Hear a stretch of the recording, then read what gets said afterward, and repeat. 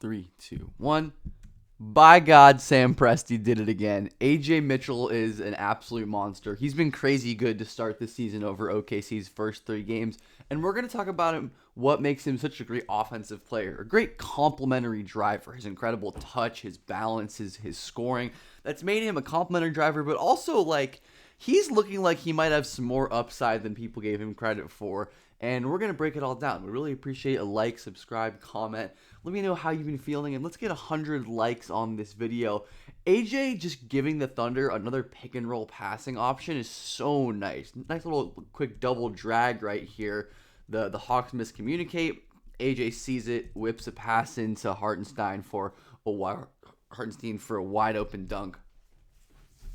AJ is such a nice secondary option next to Shea, because the Thunder have had so many guards who just aren't really able to like run pick and rolls and consistently create advantages. Dort, Isaiah Joe is more off ball, but Casey Wallace, Caruso is more off ball as well, right?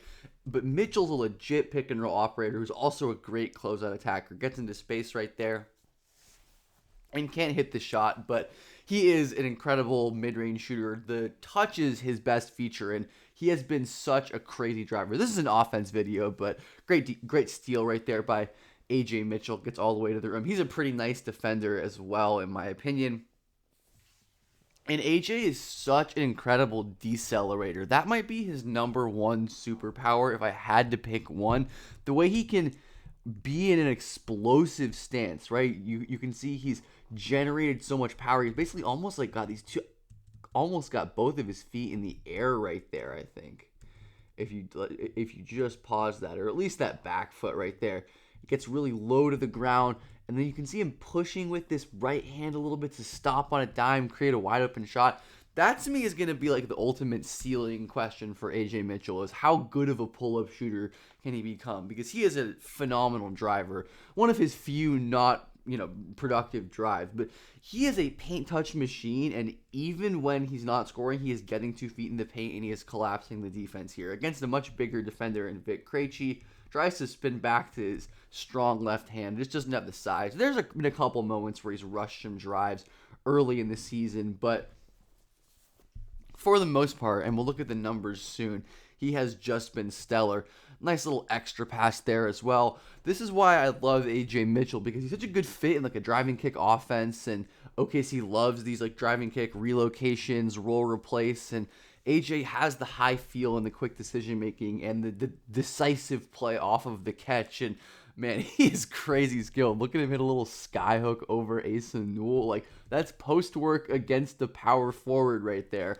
He has some of the best touch I've seen from a guard. It was like that as a prospect at UC Santa Barbara. He was about 60-something% at the rim as a rookie, and oh my lord, that is a ridiculous pick and roll pass.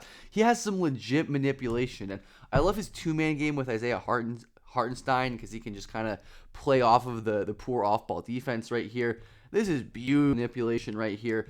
AJ Mitchell staring at Chet in the corner. That freezes Asa Newell in place, but he's actually lobbing it into iHeart. Man, he is a ridiculously skilled pick and roll player, and we're seeing that early on in the season right here.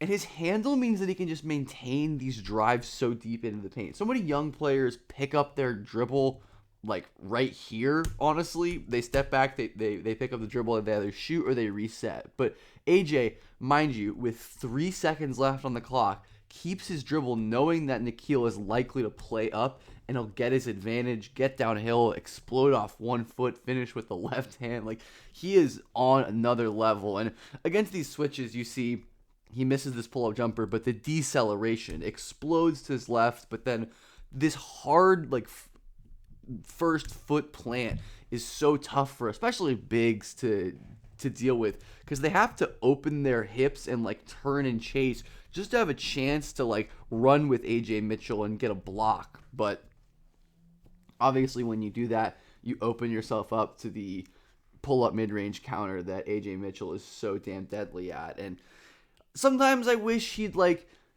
score with a little more force at the basket. Like, he is very good about playing off of 2 feet, and he's so good at just getting downhill against whatever pick and roll coverage. But sometimes I do think like he isn't a top tier vertical athlete and never will be, right? So there's going to be some level of athletic, high level rim protectors are going to have chances to bother him and make him uncomfortable. And like, he doesn't score right here, but man, that is crazy with his right weak hand, the touch, like get that up there and it almost rattles in. And even on these misses, you can see he's always getting paint touches, pretty much always creating advantages. And to be fair, these are against switches, but that's what you want to see from your elite guards, right? You don't want to let bigs, especially ones who are like mediocre, switch onto elite guards. And Mitchell's incredible ball handling, which I think has only gotten better over the last year since he was a rookie, helps him counter defensive pressure, which this Indiana Pacers team loves the defensive pressure. We see the deceleration. And this is what I'm talking about with the kind of turning and chasing. Ben Shepherd's like better at this than a big would be, because he can move really fast towards the baseline without fully opening his hips. You can see like he's still kind of pointed this way. But again, Mitchell can stop on a dime and just hasn't hit those shots. But he's creating great looks for himself as a pull-up shooter. So hopefully those do fall at some point. I like Mitchell as an offensive rebounder as well. He's strong. I think he's pretty high motor as well. Has a good sense like where to track the ball, and just seems to have a nose for it as well. More like off-ball work. And part of why I love Mitchell, again, obviously the right-handed floater is sick, but immediately upon catching the ball, and he's relocating as well. He's not just stand still, catch and shoot. And this is part of Oklahoma City's offense, right? This is the classic cut replace. Isaiah Hartenstein cuts into the space. AJ Mitchell Hartenstein, I'm trying to get that right. AJ Mitchell replaces on the perimeter to scramble the defense a little bit. And because Mitchell pump fakes right here, Nesmith closes out. He blows by him, and even though he doesn't have like the best first step in the world, it is very good. And he has this crazy leverage, right? I talk about flexibility and bend all the time. He's got Nesmith, and then he hits with the beautiful right-handed floater. Like the touch is truly special. And I wanted to quickly look at the stats right there. His rim numbers are crazy. 70% at the rim. This is 9.1 rim attempts per 75 possessions. If we go by just pure rank, that is second in the NBA according to their tracking. 15th in points per 75 possessions, and his assist numbers are excellent as well. That is crazy. 28.9% assist rate, 2% turnover rate. He has been absolutely surgical. And again, if we go to ranks, that is second in turnover rate and 8th in assist rate. And if we go to NBA.com, in just total shots within 5 feet, AJ Mitchell is 6th behind Giannis, Zion, Franz, Paolo, and Wemby.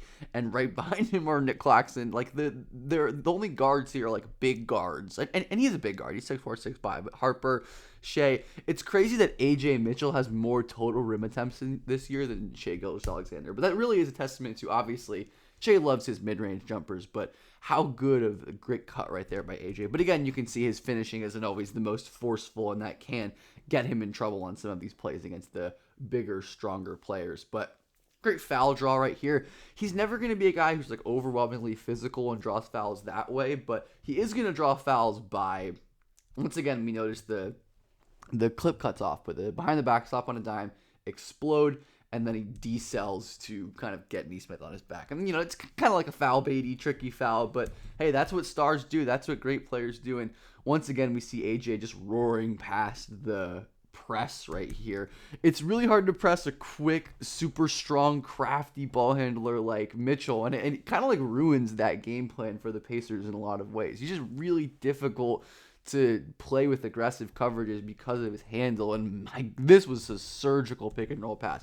Really pretty good job by Tony Bradley on this hedge coverage. He's not able to like cut off Mitchell, but he does do a good job containing him and not allowing Mitchell entry into the paint, which he loves. But no worries, Mitchell's just gonna kind of almost no look this as well. It's hard to really tell, but perfectly placed lob pass to iHeart. And man, like we were talking about, it is such a nice change of pace to have another legitimate pick and roll operator. And as we're saying, these are good looks on the pull-up jumper. The jumper looks good. He's got smooth mechanics. He's been a pretty good shooter in the past, but that's definitely going to be the ceiling for Mitchell to see. And my goodness, is he crafty.